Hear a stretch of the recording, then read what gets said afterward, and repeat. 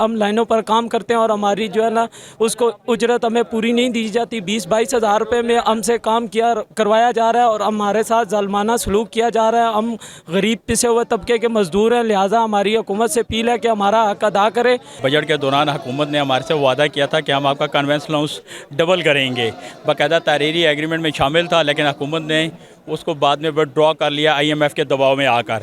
اس کے بعد وہ ہمیں گزشتہ کئی سالوں سے کہہ رہے ہیں جی پے اینڈ کمیشن کا جب فیصلہ آئے گا تو وہ آپ کے بارے میں فیصلہ کریں گے کہ آپ کو کیا دیا جائے.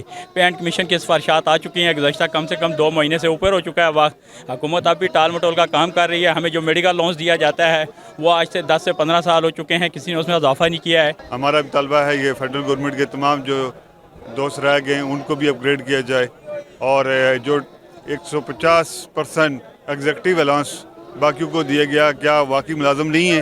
یہ ناانصافی نہیں چلنی چاہیے اور نہیں ہونی چاہیے. جب یہ ناانصافی ہوگی تو یہ جنگ ہوگی, اور ہم ISQ کی طرف سے آئے ہیں تو ہم حکومت کو بتانا چاہتے ہیں کہ اگر ہمارے ساتھ ناانصافی ہوئی تو یہ پورا ملک جو بجلی پہ چلتا ہے تو ہم بجلی بند بھی کر سکتے ہیں. ہم وزیر اعظم پاکستان جناب شہباز شریف صاحب سے یہی مطالبہ کرتے ہیں کہ ہمارے جائز آئینی حق پورے کیے جائیں.